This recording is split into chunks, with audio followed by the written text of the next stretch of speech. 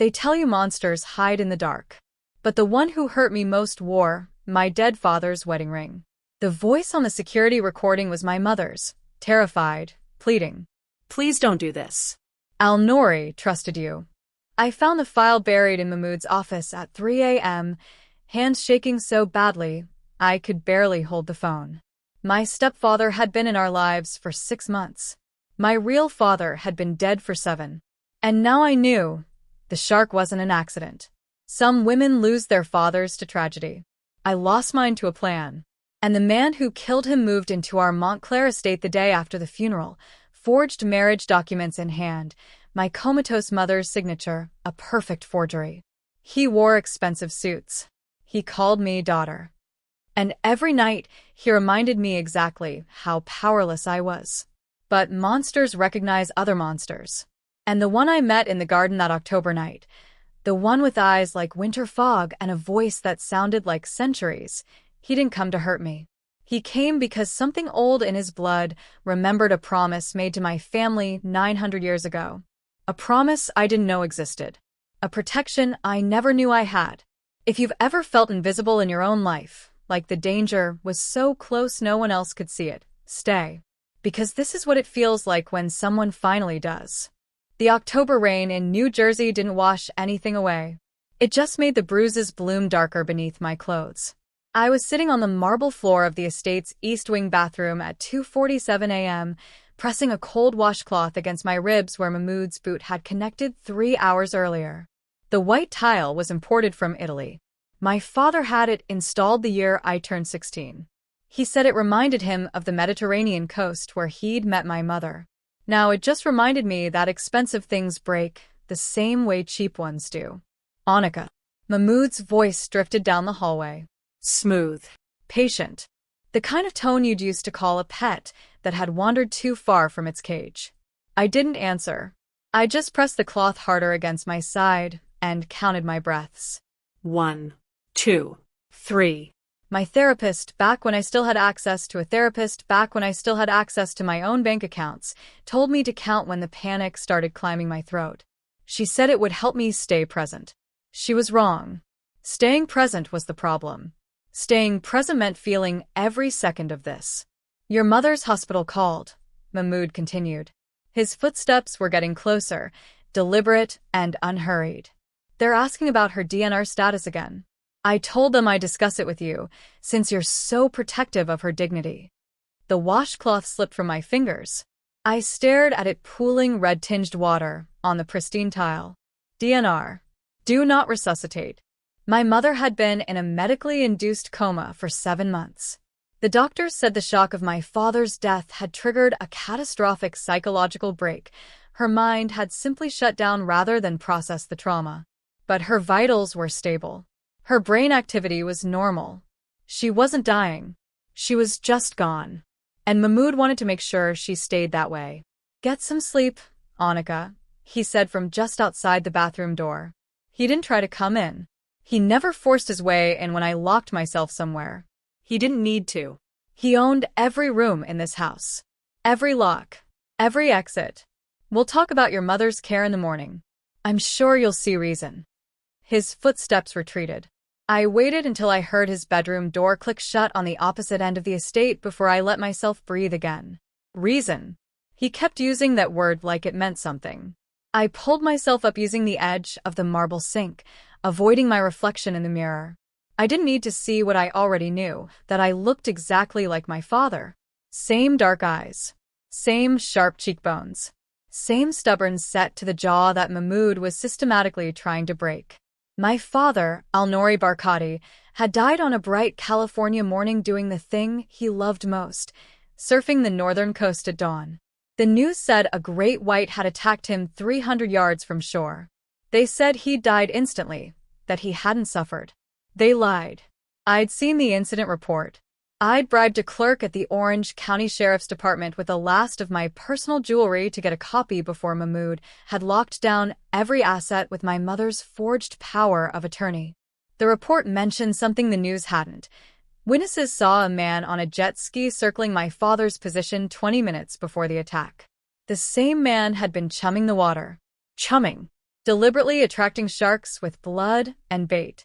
My father hadn't died in a tragic accident. He'd been murdered. And the man who killed him was sleeping 40 feet away from me in the master bedroom that used to belong to my parents. I left the bathroom and made my way downstairs through the dark house. The Montclair estate had 19 rooms, but I only went to 2 anymore: my bedroom and the garden. Every other space belonged to Mahmoud now, contaminated by his presence, his cologne, his casual ownership of everything my family had built over 3 generations. The garden was different. The garden was mine. I slipped through the French doors off the sunroom and stepped into the cold October night. The rain had stopped, leaving everything slick and silver under a half-moon. The rose bushes my mother had planted looked skeletal in the dark, their last blooms already sacrificed to the early frost. I walked to the center of the garden where a small stone bench sat beneath an old maple tree. This was where I came when the house got too small, when Mahmoud's presence pressed too close, when I needed to remember that I was still a person and not just a thing to be used and broken. I sat down, closed my eyes, and did what I've been doing every night for the past 2 weeks. I prayed, not to God. I'd stopped believing in God the day my father died, and no one answered my screaming. I prayed to something older, something I didn't have a name for. I prayed to the darkness itself, to whatever forces governed the space between mercy and justice. I prayed for help. Your family has never prayed alone. My eyes snapped open. There was a man standing 10 feet away, half hidden in the shadow of the maple tree. I should have screamed. I should have run. But something in his voice, something ancient and certain, rooted me to the bench. He stepped forward into the moonlight. He was tall, dressed in dark clothes that looked expensive and timeless. His face was sharp, almost severe, with high cheekbones and a mouth that looked like it had forgotten how to smile. But it was his eyes that stopped my breath, pale and luminous, like winter fog lit from within. "Who are you?" I whispered. "Someone who knew your father," he said quietly. "Someone who has known your family for a very long time." "That's not an answer." "No," he agreed. "But it's the only one I can give you tonight." He moved closer, and I realized with a strange, detached clarity that I wasn't afraid. I should have been. A strange man in my garden at 3 a.m., speaking about my dead father in a voice that sounded like centuries. But fear required energy, and I'd spent all of mine just surviving the day. "You've been praying," he said. It wasn't a question. "Yes." "For what?" I looked at him, really looked at him. At the way he stood, so still he could have been carved from the same stone as the bench. At the way the moonlight seemed to avoid his edges, as if even light understood he was something separate from the ordinary world. "For someone to see me," I said.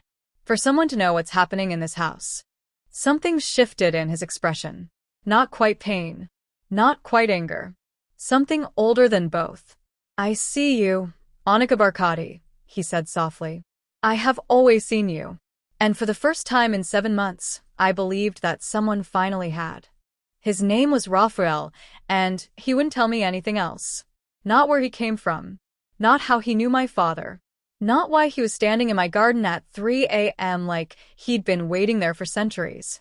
Just his name, spoken once, and then silence, the kind of silence that feels like a held breath. We met 3 more times that first week. Always in the garden. Always after midnight when Mahmoud's sleeping pills had pulled him under, and the house finally stopped watching me. Raphael never explained how he knew when I'd be there. He was just there, standing beneath the maple tree like a piece of the darkness that had learned to hold a shape. "You're not afraid of me," he observed on the 3rd night. It wasn't a question, but there was something careful in his tone, like he was trying to understand a language he'd forgotten. I was sitting on the stone bench, wrapped in my mother's old cashmere shawl that still smelled faintly of her perfume, jasmine and bergamot. The scent made my chest ache, but I wore it anyway. Some pain is better than numbness. "I don't have room for new fears," I said. "I'm already carrying too many." He stepped closer, and I saw his face more clearly in the moonlight. There was something wrong about it. Not wrong like deformed, but wrong like a painting that's too perfect, every angle deliberate and precise in a way that human faces never are. Beautiful the way marble is beautiful, cold, and eternal. Your father used to say something similar, Raphael said quietly. He told me once that courage isn't the absence of fear. It's the exhaustion of carrying what fear costs you. My throat tightened. That sounded exactly like something my father would say. Al-Nouri Barkati had been a man who laughed in the face of risk, who'd built a fortune by betting on things other people were too afraid to touch. He taught me to surf when I was 6, paddling us both out past the breakers until the shore looked like a watercolor memory. "Don't be afraid of the ocean, Habibi," he'd said, his hand steady on my back. "Be respectful. Know what it can do. But don't ever be afraid." "You really knew him," I whispered. It wasn't a question anymore. "I've known your family for longer than you can imagine." Raphael's voice was soft, almost reverent. "Your great-great-grandfather, Khalil Barkati, was a brilliant man. He understood that some debts are paid in loyalty, not gold. Your family has always understood that." "What debt?" I asked. "What are you talking about?" But he just shook his head. "Not yet. You're not ready to hear it yet." It should have made me angry, that refusal. That casual denial of information I desperately needed. But I was so tired of demanding things from people who only took from me. So instead, I asked a different question. "Why are you here, Raphael?" He was quiet for a long moment, his pale eyes fixed on something beyond the garden wall, beyond the estate, beyond the world I could see. When he finally spoke, his voice carried the weight of something too heavy to name. "Because I made a promise a very long time ago. And I've watched people I care about die because I was too afraid to break the rules I'd sworn to follow." He looked at me then, really looked at me, and I felt something in my chest crack open. I won't watch it happen again. That's when I started crying. Not the quiet, controlled tears I'd learned to hide from a mood. Real crying, the kind that comes from somewhere so deep you didn't know it existed until it breaks the surface. My father was dead. My mother was comatose. I was being violated in my own home by a man who wore my father's wedding ring like a trophy. And this stranger, this impossible, ancient stranger, was the first person in 7 months who'd looked at me and seen that I was drowning. Raphael didn't touch me. He didn't offer empty comfort. He just stood there, witness to my breaking, and let me feel it without trying to fix it. When I finally stopped, throat raw and eyes burning, he spoke again. "Are you safe in that house, Annika?" No one had asked me that. Not the lawyers who'd processed my mother's power of attorney. Not the hospital staff who saw the bruises I tried to hide. Not the few distant relatives who'd sent sympathy cards after my father's death and then disappeared back into their comfortable lives. No one had asked if I was safe. "No," I said. The word felt like swallowing glass. Something dangerous flickered across Raphael's face, not anger exactly, but something colder and infinitely more patient. The look of a predator deciding when to strike. "Then we need to be careful," he said. "I can protect you, but I have to do it quietly. There are rules, Annika. Old rules that even I can't fully break without consequences. But I can teach you to see what I see. I can help you understand what's really happening in your home. Mahmoud killed my father." The words came out flat, factual. I'd been carrying them alone for so long that speaking them aloud felt like setting down a weight I'd forgotten I was holding. Raphael nodded slowly. Yes. I believe he did. "You knew," I suspected. But I couldn't interfere without proof, without. He stopped, jaw tightening. "The rules that bind me are complicated. But now that you know, now that you're asking questions, I can help you find the answers. I can help you see the truth." "Why?" I asked. "Why do you care what happens to me?" He was quiet for so long I thought he wouldn't answer. Then he said, "Because your family has been under my protection for 900 years. Because I failed your father, and I will not fail you. And because—" his voice dropped to barely a whisper. "Because watching you suffer and doing nothing is the worst torture I've experienced in a very long life." I should have been frightened by that admission. By the intensity of it, the possessiveness. But I wasn't. Because for the first time since my father died, I didn't feel alone. "Teach me," I said. "Teach me to see what you see." Raphael's expression shifted, something that might have been relief or sorrow or both. Tomorrow night. Same time. And Annika. He paused, his pale eyes meeting mine with devastating clarity. Don't let him know you're looking for the truth. Men like Mahmoud are most dangerous when they realize they're losing control. Then he was gone, dissolving into the shadows like he'd never been there at all. But I knew he had been. Because for the first time in 7 months, I felt something other than fear and grief. I felt hope. And hope, I was learning, is the most dangerous weapon a desperate woman can carry. Raphael taught me to see the world the way a hunter sees it, not what's there, but what's missing. People lie with omissions, he told me on our 5th meeting, standing in the garden with his hands folded behind his back like a professor who'd been teaching the same lesson for centuries. They don't need to fabricate stories if they simply remove the pieces that don't serve them. Look for the gaps, Annika. Look for what should be there, but isn't. So, I started looking. The estate had a study on the 2nd floor that my father used to spend hours in, surrounded by leather-bound books and the smell of expensive scotch. Mahmoud had claimed it the week after the funeral, changing the locks and telling me it was too painful for me to go through my father's things. As if he had any right to decide what pain I could handle. I broke in on a Thursday afternoon while Mahmoud was meeting with the estate lawyers in downtown Newark.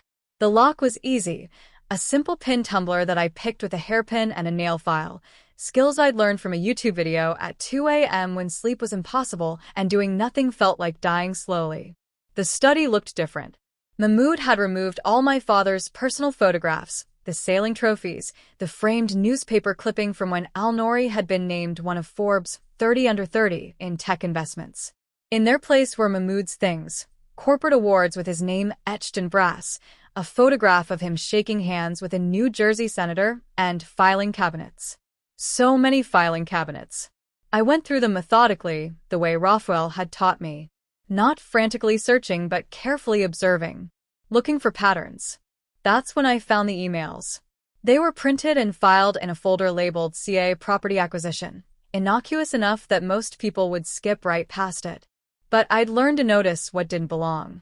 My father had never been interested in California real estate. He'd loved the ocean, yes, but he'd always said the West Coast tech scene was too performative, too obsessed with disruption for disruption's sake. I opened the folder. The emails were between Mahmoud and someone named Jericho, no last name, just Jericho. The correspondence dated back 8 months, starting a full month before my father died. The target has a consistent schedule. One email read, Dawn surf sessions, northern beaches, always alone. Risk assessment suggests maximum vulnerability between 6 to 7 a.m. My hands started shaking. Another email, dated 3 days before my father's death, confirmed great white sightings in target zone. Biological lore has been acquired. Awaiting final authorization for the California arrangement. The California arrangement. I read it 3 times, each time feeling something inside me go colder and harder. This wasn't speculation. This wasn't conspiracy. This was proof that Mahmoud had planned my father's murder down to the precise method and timing. I took photographs of every page with my phone, my hands shaking so badly I had to brace against the desk to keep the images from blurring. Then I put everything back exactly as I'd found it and left the study, locking it behind me. I made it to my bedroom before I vomited. That night, I told Raphael everything. We'd moved our meetings to different locations. He said the garden was too predictable, too easy to watch.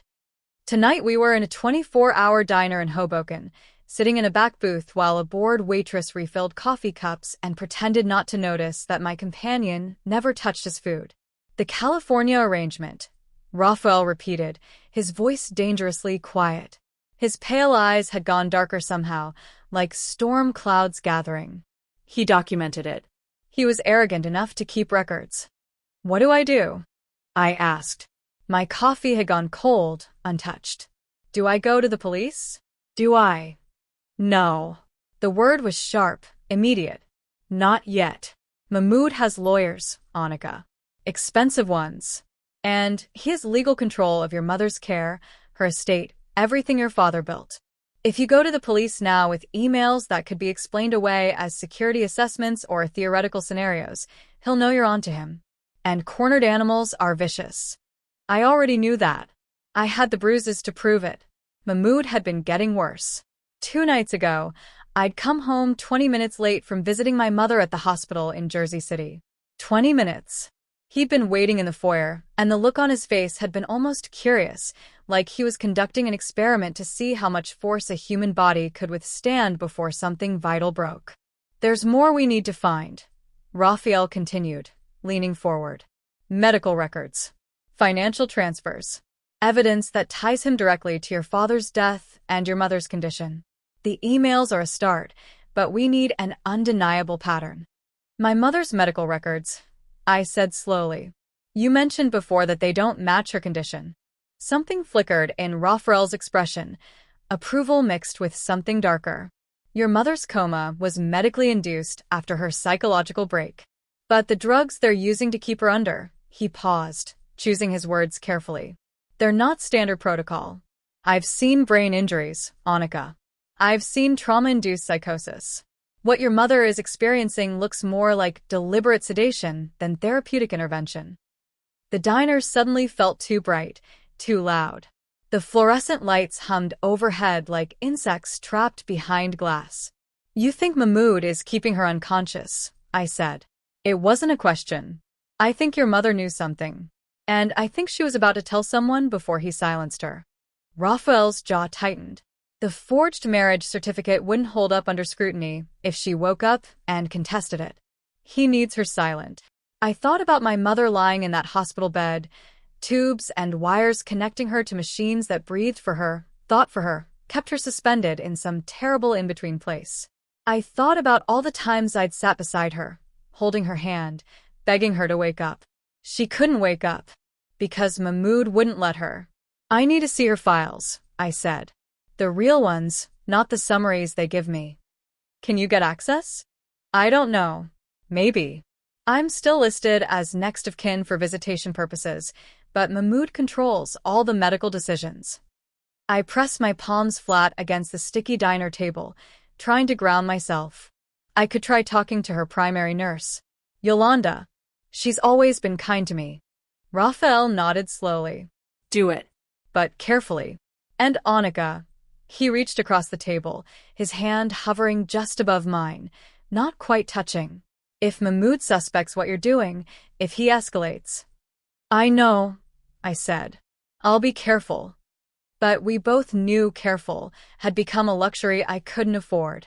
I got home at 2 a.m. to find Mahmoud awake, sitting in the living room with all the lights off. Just sitting there in the dark like something that had been waiting for centuries. You've been going out late, he said. His voice was conversational, pleasant. That's how I knew I was in danger. Mahmoud was only pleasant when he was about to hurt me. New friends. Just driving, I lied. I can't sleep. He stood up, and even though the room was dark, I could feel him moving closer. You know what I think, Annika? I think you're lying to me. I think you've been sneaking around, asking questions you shouldn't be asking. My heart was hammering so hard I thought he'd hear it. I think, Mahmoud continued, his voice dropping to a whisper, that you need to be reminded of your place in this house. What happened next took 4 minutes. I know because I counted every second while he made sure I understood exactly how powerless I was, how easily he could break me, how no one was coming to save me. When he finally left me on the marble floor, that same imported Italian marble my father had loved, I lay there and stared at the ceiling and thought about Raphael's words. Cornered animals are vicious, but wounded ones are desperate. And desperation, I was learning, could be sharpened into something that cuts both ways. I waited 3 days before going back to Mahmoud's study. 3 days of moving through the house like a ghost, keeping my eyes down, my voice soft, playing the role of the broken girl he wanted me to be. 3 days of letting him think he'd won. But every night I met Raphael. And every night he taught me something new about survival. Pain is information, he told me on the second night, when I could barely walk from the bruising along my ribs. We were sitting in his car, a black sedan that was too quiet, too smooth, like it was engineered by something that understood physics differently than humans did. It tells you where you're vulnerable, where you need to protect yourself. But it doesn't define you, Annika. It never defines you. I wanted to believe him. God, I wanted to believe him. On the third night, Mahmoud left for Newark to meet with investors. I watched him drive away from my bedroom window, counted to 300, and then moved. The study lock was easier this time. My hands didn't shake. I'd learned that fear is just another kind of information, useful if you listen to it, fatal if you let it control you. I went straight for the filing cabinets, but this time I wasn't looking for property acquisition files. I was looking for the one thing Raphael said men like Mahmoud couldn't resist: insurance. Predators keep trophies, he'd told me. Evidence of what they've done. They tell themselves it's protection, but really it's pride. They want proof of their cleverness. I found it in the bottom drawer, in a locked box that took me 6 minutes to crack with a letter opener and pure rage. Inside was a small digital recorder. My hands were shaking again as I pressed play. My mother's voice filled the study, terrified, pleading, so heartbreakingly alive that for a moment I forgot she was lying in a hospital bed 3 miles away, trapped in pharmaceutical silence. Please don't do this. Al-Nouri trusted you. He brought you into our home. How can you, Naisha, be reasonable? Mahmoud's voice was calm, almost gentle.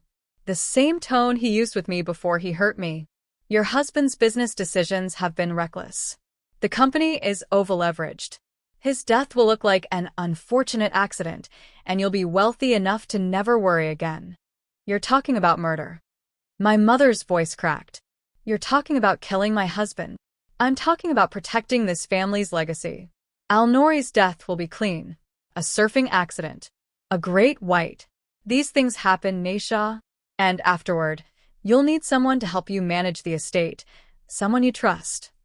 I'll tell the police. I'll tell everyone. No, you won't. Mahmoud's voice went cold. Because if you do, I'll make sure Annika suffers for it. Every single day. In ways you can't imagine.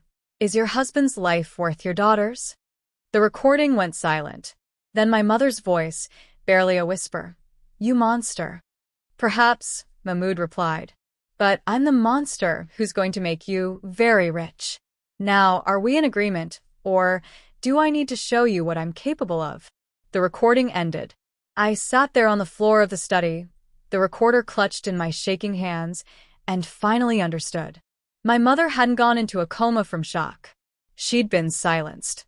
Mahmoud had threatened me, used me as leverage, and when she tried to warn someone, try to stop him, he'd made sure she couldn't speak at all. She'd known. She'd known what he was planning, and she'd tried to save my father. And it had cost her everything. I was still sitting there, tears streaming down my face, when I found the second file. It was old, the paper yellowed and fragile, the ink faded to sepia. The language was archaic, formal, like a legal contract written by people who believed in blood oaths and eternal consequences. Agreement of protection, the heading read. Between the house of Barkati and the house of Raphael, witnessed this day in the year of our Lord 1124. My breath caught. The document detailed a covenant, a vampire family swearing protection over a human bloodline in exchange for. The text was too faded to read completely, but I caught fragments. Safe harbor. Sanctuary in daylight hours. Oath of non-interference save in matters of direct threat to the bloodline's continuation. Non-interference. Raphael had used that exact phrase. He'd said he couldn't interfere without breaking rules. These were the rules. This was why he'd watched my father die. Why he'd waited so long to reveal himself. He'd been bound by an oath made 900 years ago. I took the recorder. I photographed every page of the contract. And then I left the study and went straight to the one place I knew he'd be waiting. The garden was empty when I arrived, but I didn't have to wait long. Raphael materialized from the shadows like he always did, like darkness was just another room he knew how to walk through. You found something, he said. It wasn't a question. He could probably see it on my face, the knowledge, the fury, the betrayal. You're a vampire. My voice was steady. I'd cried enough for one night. You made an oath to my family in 1124. You've been watching us for 9 centuries. He didn't deny it. He just stood there, those pale eyes fixed on me with an intensity that should have been frightening, but somehow wasn't. You watched my father die, I continued. You knew Mahmoud was going to kill him, and you did nothing because of some medieval contract that says you can't interfere. Yes, Raphael said quietly. The single word carried the weight of centuries of regret. Why? The word came out broken. Why would you swear an oath like that? Why bind yourself to watching people you care about suffer? Because the alternative was worse. He took a step closer. In 1124, your ancestor Khalil Barkati saved my life. I had been injured in battle, left for dead in a village that would have burned me alive if they discovered what I was. Khalil hid me, Fed me, protected me during the daylight when I was most vulnerable. He asked for nothing in return except a promise that I would watch over his descendants, that I would protect them from external threats, but never interfere with their choices, never take away their free will. My father's murder wasn't his choice. No. But preventing it would have meant revealing myself, intervening in human affairs in a way that would have exposed your entire family to the vampire world. A world that would see your bloodline as valuable precisely because of my protection. I thought. His voice cracked, the first time I'd heard him sound anything less than perfectly controlled. I thought I could stop it quietly. I thought I had time. I was wrong. I wanted to hate him. God, I wanted to hate him for his caution, his rules, his 900-year-old oath that valued principle over my father's life. But I couldn't, because I heard the agony in his voice. I saw the way his hands were clenched at his sides, the way his jaw was tight with suppressed emotion. He'd been carrying this guilt for 7 months, watching me suffer, unable to act without breaking the very oath that had brought him to my family in the first place. I found a recording, I said. Mahmoud threatening my mother, admitting he planned my father's murder. She tried to stop him, Raphael. She tried to warn someone, and he destroyed her mind to keep her quiet. Something terrible crossed his face, something ancient and utterly merciless. Then the rules have changed, he said quietly. Your mother tried to protect the bloodline. Mahmoud's actions constitute a direct threat to your family's continuation. Which means, he looked at me, and I saw something in his eyes that should have terrified me but instead made me feel safer than I had in months. Which means I'm no longer bound to watch. I can act. And I will. What are you going to do? Whatever is necessary, Raphael said. To protect you. To free your mother. To make sure Mahmoud al-Shuri never hurts anyone again.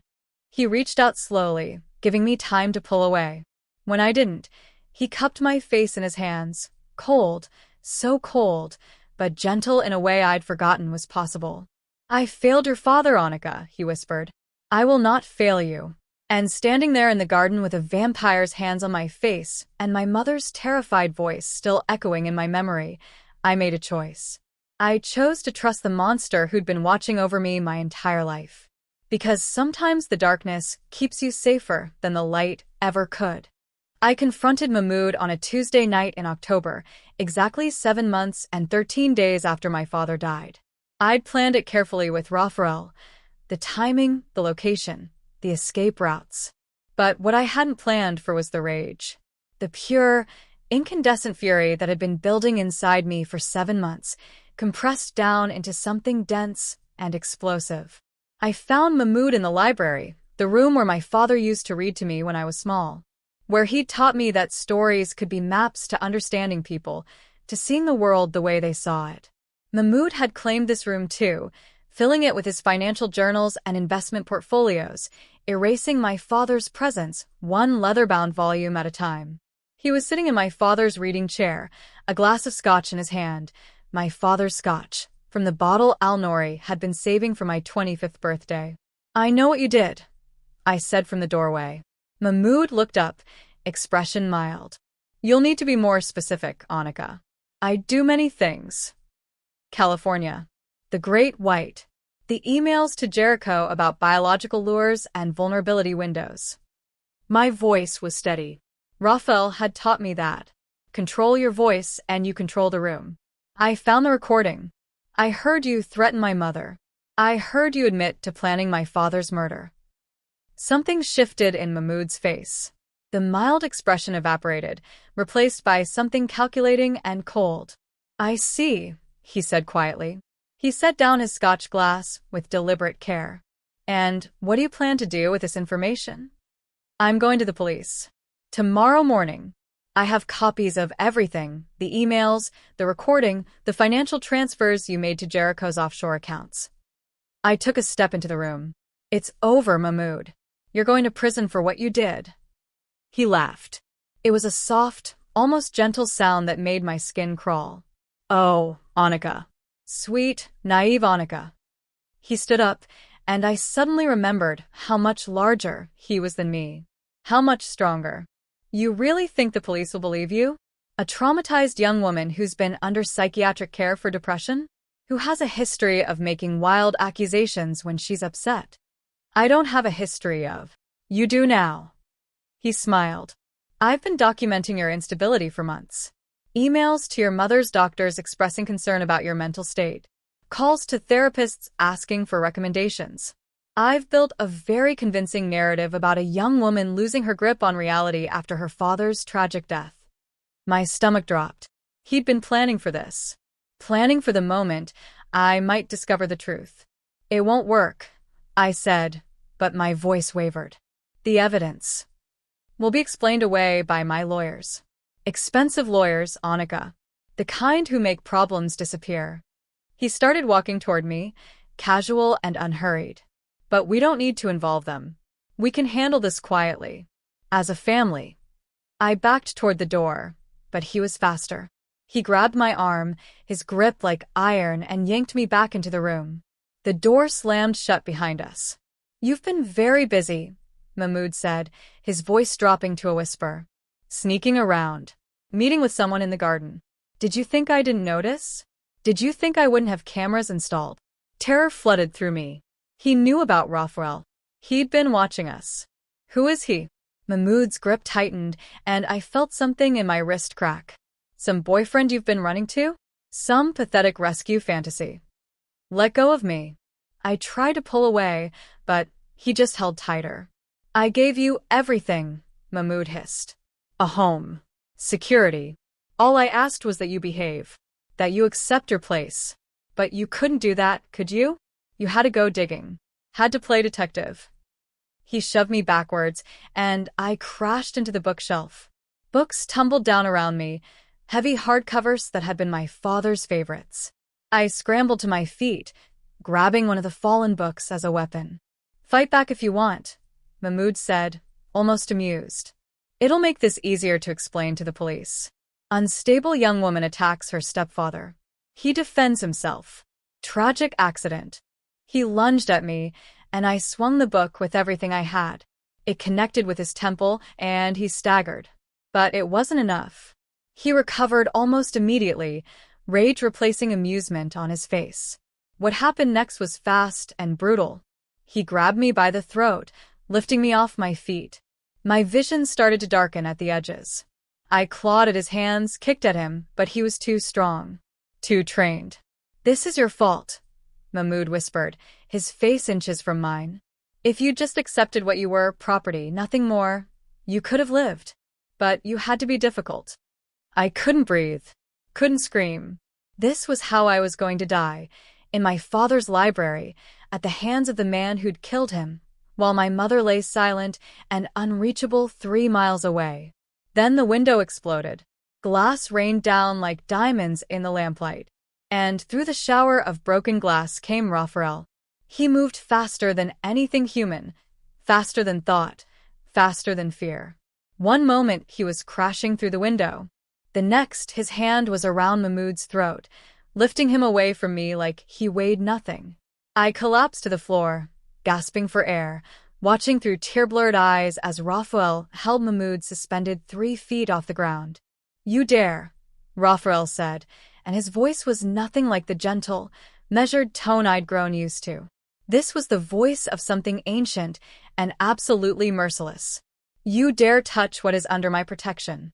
Mahmoud was choking, clawing at Raphael's hand. Who what? I am the oath your arrogance made you ignore, Raphael said. I am the guardian of the Barkati line. I am 900 years of patience finally ending. What happened next, I will carry with me for the rest of my life.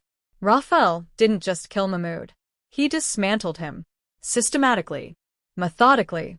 The way you might take apart a machine to understand how it worked. There was no rage in it, no emotion, just cold, ancient precision.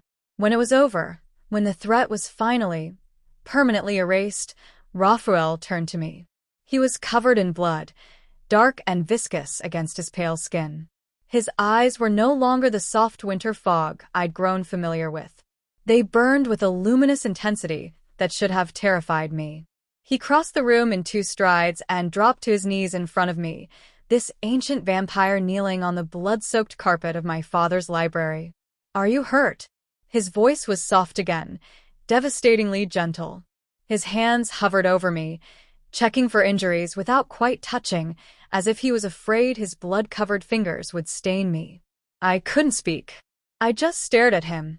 This impossible creature who'd watched my family for centuries, who'd broken his sacred oath to save my life, who'd just killed a man with his bare hands, and was now asking if I was okay, with tears tracking through the blood on his face. Annika. His voice cracked. Please. Tell me you're not hurt. I'm okay, I whispered.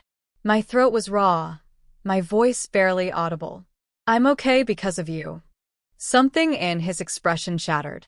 He pulled me against his chest, blood and all, and held me while I sobbed. Great, racking sobs that came from somewhere so deep I didn't know it existed. Relief and terror and grief, and a twisted kind of gratitude all tangled together. I have you, Raphael murmured against my hair. I have you, and I will never let anyone hurt you again. Never. And for the first time in 7 months, I believed that someone actually could keep that promise. Because protection wasn't just words. It wasn't careful distance and ancient oaths and watching from the shadows. Protection was a 900-year-old vampire covered in my enemy's blood, kneeling on a library floor, asking if I was hurt. Protection was finally, devastatingly, undeniably real. Raphael carried me out of the library that night, past what remained of Mahmoud, past the shattered window and blood-soaked carpet. He carried me like I was something precious and breakable, when really I was the opposite. I'd been broken so many times I'd learned how to hold my own shattered pieces together. He took me to the garden, to the bench under the maple tree where I'd first prayed, and he'd first answered. Where this impossible thing between us had begun. Your mother, he said quietly, setting me down with infinite care. We can save her now. Without Mahmoud's legal control, without his interference with her medical care, I can help her. How? My voice was hoarse from where Mahmoud's hands had crushed my windpipe. It would bruise tomorrow. I'd wear it like a medal. Raphael knelt in front of me again, and I realized that's where he always put himself, below me, looking up, as if I was the one with power in this equation. My blood, he said. In small doses, it can heal psychological trauma, repair neural pathways that have been damaged. I've used it before, centuries ago, but only in the most desperate circumstances. Because of your oath, I said. Because healing someone would be interference. Yes. But the oath is broken now. I broke it to save you. Which means his pale eyes met mine. Which means I can save her too. We went to the hospital at dawn, when the shift changes and no one pays attention to visitors arriving early. Raphael moved through the corridors like a shadow, and I realized he'd probably done this before, slipped through this hospital, through others, watching over my family from the edges of rooms they'd never known he entered. My mother's room was quiet except for the mechanical breathing of ventilators and the steady beep of heart monitors. She looked so small in that bed, so far away from the woman who used to dance in the kitchen while cooking, who used to tell me that Barkati women were made of starlight and stubbornness in equal measure. Raphael stood beside her bed, looking down at her with an expression that carried the weight of centuries. I watched her grow up, he said softly. I watched her marry your father. Watched her give birth to you. I've been there for every significant moment of her life, and she never knew I existed. She knows now, I said. Or she will. He drew a small silver blade from his coat, ancient, ornate, the kind of thing that belonged in a museum. He cut his palm without hesitation, dark blood welling up immediately. Then he leaned over my mother and let 3 drops fall onto her lips. Now we wait, he said. It took 17 minutes. 17 minutes of standing there, holding my breath, watching my mother's face for any sign of change. And then her eyelids fluttered. Her fingers twitched. The monitor started showing different patterns, faster rhythms. Mom, I whispered, moving to her bedside. Mom, can you hear me? Her eyes opened. Dark brown, just like my father's. Just like mine. Annika? Her voice was cracked from months of disuse. But it was her voice. My mother's voice. Baby, what, where? I was crying before I could stop myself. You're safe. You're awake. It's over. Mahmoud. Terror flooded her face. He said he'd hurt you. He said if I told anyone. He's gone, I said firmly. He can't hurt either of us anymore. My mother's eyes found Raphael standing in the shadows by the window. She stared at him for a long moment, and something like recognition crossed her face. You, she breathed. I've seen you before. In old photographs. My grandmother's photographs. You haven't aged. Raphael stepped forward into the light, and I saw vulnerability in his expression for the first time. No, Naisha. I haven't. I'm the guardian your family has known about for generations. The one the eldest child is told about on their 30th birthday. He glanced at me. Annika would have learned in 6 years. But circumstances changed. My mother reached out a trembling hand toward me. I took it, and she squeezed hard enough to hurt.